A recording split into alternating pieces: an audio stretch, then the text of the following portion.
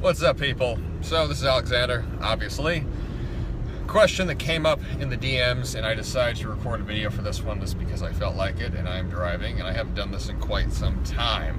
So, we're gonna talk. The subject of self-improvement, or trying to, let's say, better yourself, and losing friends. For those of you who have followed me for a while, you've heard me say very often that sometimes you need to just cut people the hell out. You cut them out. It's cut and dry. And then that always comes up with a question of, well, I'm not going to have any friends. You know, if I follow these criteria, if I try to improve myself, if I cut out the people that you say are losers, are not helping me, are not improving, then I'm going to be lonely. Yeah, you will. But that's going to happen anyway. The fastest way to lose friends and alienate people is to improve your situation in life, to improve your station. This will always happen because people get comfortable where they are at, and if they are not on an upward trajectory, they're going to see their own deficiencies reflected in you. So you end up being in a position, whether you intend to or not, of making people uncomfortable by the sake of your own development, and then they don't want to be around you, or you don't want to be around each other, or the relationship becomes antagonistic. And then at that point, you're going to have to make a decision. Do I keep trying to spend my time around this person and invest my energy into them, or do I cease the relationship? And generally speaking, it is advisable that you cease the relationship. This then leads into a question of, well, if I don't have any friends, I'm going to be lonely. How will I meet people? And you're telling me that I need to get better, you're telling me that I should be, developing myself, you're telling me I should pursue, a higher path, or whatever metaphor you want to use, whether you want to get high-minded or keep it basic. You're telling me to get my shit together, but I'm going to be lonely. How do I handle that? You learn how to be lonely for a while. There's nothing wrong with not having friends or not being social for periods of time. I'm not telling you to exclude everybody and live like a monk in a cave, but there will be points in your life where you may not be social that much, you may not have people to talk to so much, and that is all right. You learn how to handle yourself during those phases. You learn who you are. You learn who you are because you no longer have the boundaries and the false expectations of other people around you. You have to set your own. And that gives you clarity as to what your purpose and what your mission and what your strategy should be for yourself. You need to be lonely sometimes. And at the same time, if you're pursuing excellence in something, whether it's beginner stage or you're in the middle of it, anytime you want to meet better people, pursue excellence in something. This is the reason why I've told a lot of you guys you should be practicing some form of combative martial art. Brazilian Jiu-Jitsu, boxing, Muay Thai, Krav Maga. Why should you be doing that, aside from the fight factor? Because if you go into an environment where people are being tested constantly, and you have to physically push yourself and practice fortitude and practice, so to speak, if you put yourself in that kind of environment in which excellence is being fostered, you'll meet excellent people. People that are attracted to activities that require practice and require dedication, they have something in them that you want. They have the spirit of pursuit. That's what you're trying to model. If you want to learn mastery, model yourself on other people who are practicing it themselves. Same thing for learning an instrument. Same thing for going back to school in some cases. My man Ed Latmore, he's in school right now getting his degree. Ed's around a bunch of intelligent people. That's an environment that fosters intellect, if nothing else. To not go on a tangent about the value of college. Obviously, in his case, it's very valuable. But he's in an intellectual environment, and he's growing as a person mentally and physically because of that. You go to put yourself where excellence is. Where is excellence? Excellence is wherever people are developing themselves in some fashion or another towards becoming something. If you're in a situation where nobody and nothing around you is trying to improve at all, in any way, shape, or form, no kidding, your energy is going to be demotivated.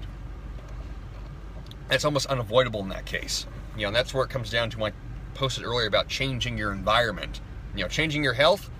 Health you can begin to master right now. What comes secondary? Environment. Because if you're trying to improve yourself, your physical self, then it becomes very obvious to you that your physicality extends out to what is around you.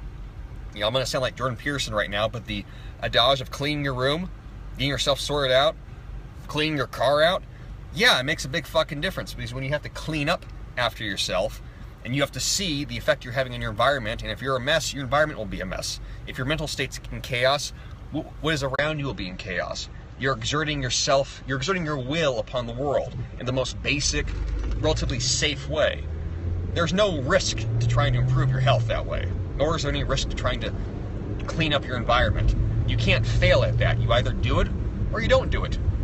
It's not a fatalistic, series of consequences if you fuck up, going to the gym, if you fuck up your diet. It's not. I mean, it's fatalistic perhaps in the long term, certainly with your health, if you don't take care of it. But you going to the gym right now, today, you deciding to do a body weight workout routine today, right now, you can't fail at that. You may be terrible at it, but you're doing it. You are doing it. This is why when I trying to get people to go to the gym, no one cares that you're at the gym. No one is judging you. No one is looking down upon you. If you are there, you are showing up and you are doing something for yourself, which is more than most people. And guess what? The gym's a great place to meet people. People are focused. People are dedicated. You'll meet people that care about their health. You might make some friends at the gym. What's happening in a gym? People are dedicated to their health. If you're trying to do that for yourself, well, there you go. You have people that you can model yourself after. Or you can keep your head down and work. Or both. But it is that kind of environment. Questions at all. I'm done talking, so. Questions.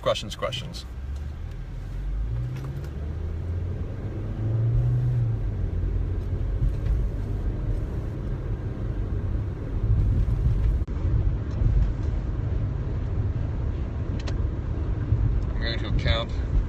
Is the seminar still happening? Yes, but it will be in October, since due to... What's up, Tiger? Yeah, it's still happening, man. But yeah, it'll be in October just because due to some arts obligations right now that I have to fulfill. I have an experience. Okay, I don't know if that's a question, but good for you. Good advice. You're welcome. You're welcome. Gym is a great fucking place, man. Yes, it is. Yes, it is. All people are equal in the gym.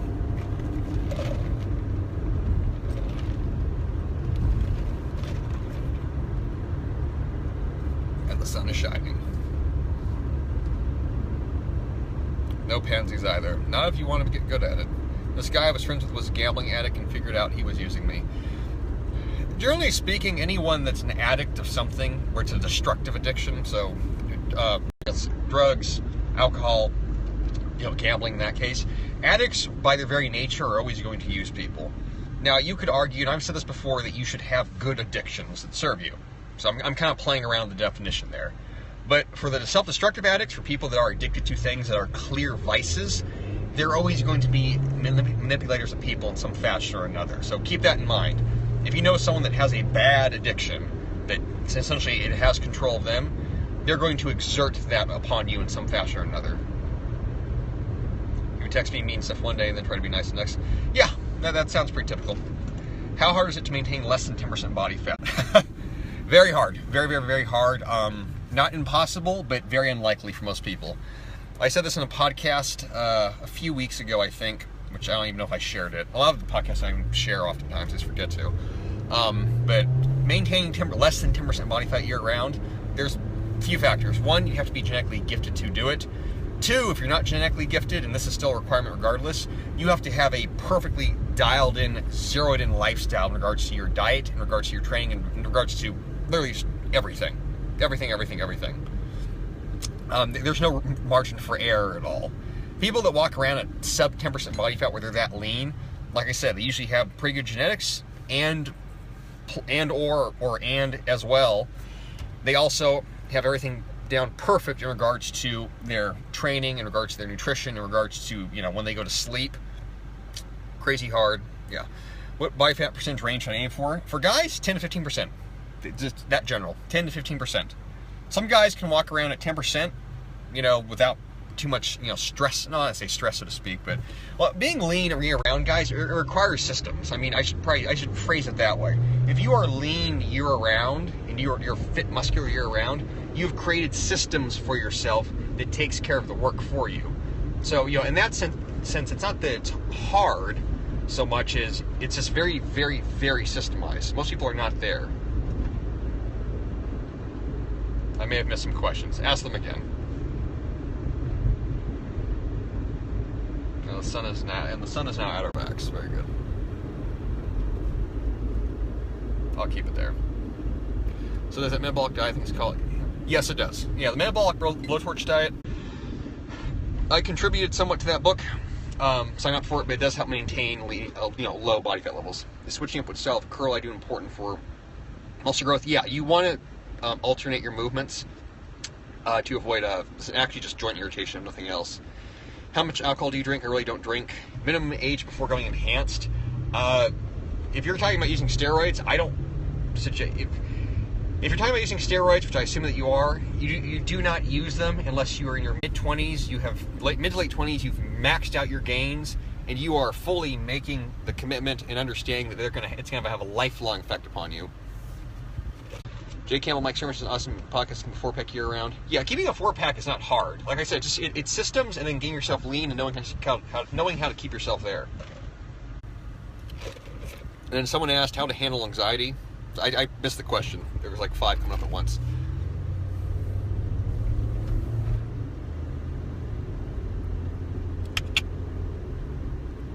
This is question time, people. If you got questions, ask them. It's been a while since I've had an open Periscope cast of questions. God damn that song. There we go. Why didn't I think of that? What does a typical intermittent fasting meal day look like? The meals themselves are very basic. I mean, you're just eating regular meals, but it's chronologically restricted. Any book specific to read for an 18-year-old man? If you're 18, I would read... let's see. What would you read at 18? Read Way of the Superior Man. That might be a little heady for you, but that will expand your mind. Read The Rational Male by Rollo Tomassi. The Way of the Superior Man is by David Deidre. How to Wake Up the Warrior Archetype. Go learn how to fight. Boxing, Muay Thai, something. Just go learn how to get hit in the face. Third book, I would read King, Magician, Warrior, Lover. If you read those 3 and you really work to comprehend them, which it's going to take some work. Like I said, those are not light books. If you read those 3, you will be well set at developing yourself as a young man as you age. Is Mike Sermon Neutral book released? Your thoughts? I've used it. It works really well. He has not released it yet, just due to the supplemental legalities concerning to bring it to market. But yeah, it's pretty awesome. So I'm waiting for that to come out in the market on it. Like I'm waiting for the word on him that it's out with it.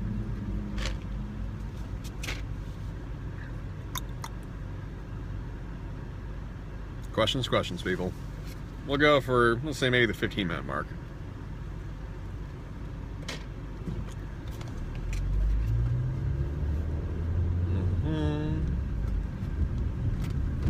Oh, that's a good You Train.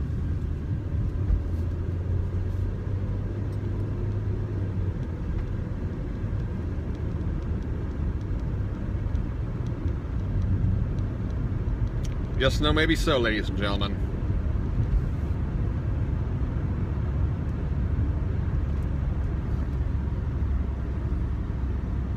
What you mean by your title? What I mean is that when you try to improve your life, you're generally going to alienate people because they're going to get uncomfortable with the fact that you're getting better. How to attack nervousness and anxiety? The most direct way, essentially, would be what you'd call exposure therapy, which you put yourself in situations that challenge your anxiety and nervousness, and you overcome it. How to sculpt one specific ab muscle? I'm getting a 5-pack right now. If you're getting a 5-pack, that's just genetic, dude. Some people don't have, like, symmetrical fascial lines across their stomach, so you just gotta live with it. Getting back to the nervousness and anxiety question, though, if you have anxiety and you get nervous, basic things, which obviously sleep, lifestyle, training can all help that. You may be deficient in something, not even realize it. NAC and acetylcysteine can help, but truly for overcoming anxiety, Gorilla Mindset, yeah, that's a good read, but on a day-to-day basis of pragmatism, you have to go challenge yourself in situations, in scenarios where you get anxious, you get uncomfortable, where you want to bail out, and you deal with it. You have to learn how to deal with it. And that might be, that could be very basic. That could just be saying hi to people because you're very shy, to use a very generic example. That could be going to Brazilian Jiu-Jitsu and getting the shit rolled out of you, and finding out that, hey, I'm gonna have to learn how to handle my hyperventilation. That could be learning how to box and hit in the face, like I've said many times. That can be going to the gym and learning how to push yourself and practicing fortitude, because maybe that's something that you just struggle with. Not everyone knows how to exert themselves in that fashion. Or that could be, this is a young man example. Maybe you're nervous to talk to girls, so you go out and you say hi to every single attractive woman you see, or just women in general. Try 30 days of rejection. Yeah, that's another strategy. So it depends on, yeah, it depends on what situations you get anxious in. If you have generalized anxiety with everything, that's a mindset issue where you're really going to have to ask yourself, you know, what are my perceptions? What's the narrative I'm telling myself that causes me to freak out 24/7 from every kind of scenario? How do you utilize foam rolling? I don't use foam rolling that much for myself. I use it a lot with clients because it is very effective. It's myofascial release that has a, you know, it's short duration effect, so it feels good. It's not a permanent solution. You still have to stretch. So, you know, it's adjunctive to an overall repertoire. Your jail experience was a good read. You're welcome. Yes, that was hysterical. The girl, you've been in jail. I know I have. That's why I shared it 2-3 years ago with everybody. I'm pretty upfront about my bullshit. Any supplements you'd recommend for someone just getting back to the gym who have a back injury? Yeah, nothing specific. Honestly, guys, the supplements, like, you know, there's no such thing as starter supplements. You know, I guess I'd say it that way. Like, you know, like, I'm just getting to the gym. Do I need supplements? Protein powder, because I mean, that'll help you recover, and for a lot of people it's hard to eat enough protein. But beyond that, you know, context depends. I generally recommend vitamin D, magnesium, fish oil. A lot of people are deficient in those, but you know, are they mandatory truly? No, you're fulfilling gaps. How to develop aesthetic shoulders and avoid big neck traps. I have no idea why you wouldn't want to have a big neck or traps, honestly. I've religiously trained the fucking hell out of my traps for, I mean, years and years and years. You know, and they're still not as big as I want them to. I mean, you can't, you know, obviously I'm driving right now, so I'm not going to flex. But having a big neck and traps, that's a look of power for a man. You want a big neck and traps. You know, guys with skinny necks, like, they're fucking weak. You know, like, I'm telling you right now, if you're a guy with a skinny neck, you need to train your neck. You need to fix that shit. How to get rid of nihilism? Get rid of nihilism. If you find yourself nihilistic, I would ask yourself how you arrived at that belief that nothing matters, because that's a big thread of experience. When you are at a point in life where you truly, I guess honestly, think that nothing matters, that everything's pointless, so why are you still living then? That's a harsh place to be. You have to find some rationale reason in something. You need to find a why as to how people keep going, if that's how you think the world is. The world is not nihilistic. People are nihilistic. The world is not nihilistic. Do you train jiu-jitsu? I have trained it on and off. My primary focus right now has been ballet, actually, after prioritizing Krav Maga the last few months. So other than hitting my heavy bag, I'm not currently practicing any martial art consistently. I spent the first 8 months of the year doing a whole bunch of them, and then now I'm back into my art phase. So, to answer that question. Oh, to finish the point on the developing aesthetic physique. Aesthetic physique for a man is two things. Shoulder width, small waist.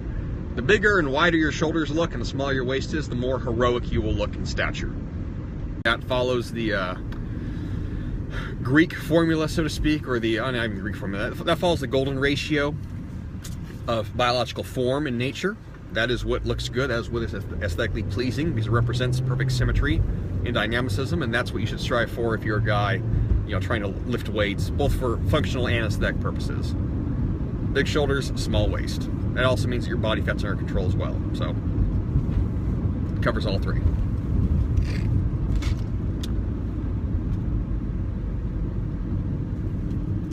One book to read. For what? I generally do not give out singular book recommendations. Depends on what.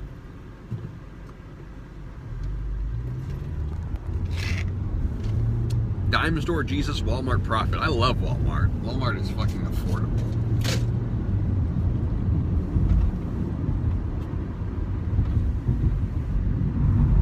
Yeah, actually, on the point of book, guys, since I get asked a lot, like, what's the one book you recommend? There's no one book I'd recommend. Everything is contextual. I have no idea what, you know, that question always intrigues me. Like, you can only read one book. For what? For what? Has to be a reason.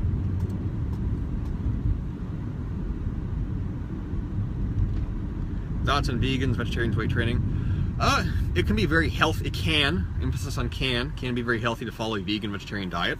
There's no denying that. That just, a lot of times that comes down to adequate protein intake. It's hard to get enough protein in on a vegan, vegetarian diet.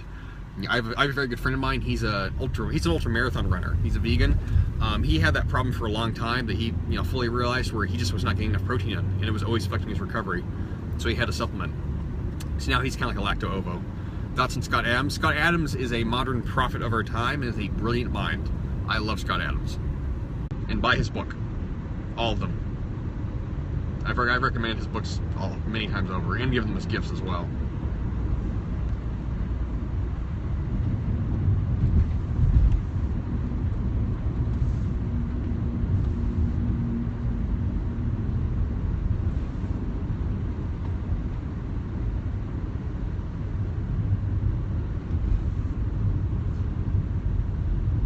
Any more questions, guys? Do you listen to any podcasts? Currently, I've been listening to the Jordan B. Peterson podcast, and that's it. Dad says hello. Tell him I said hello as well.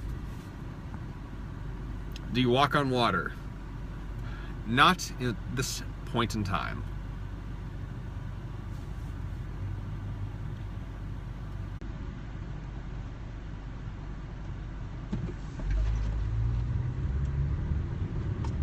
Stretching before or after workout?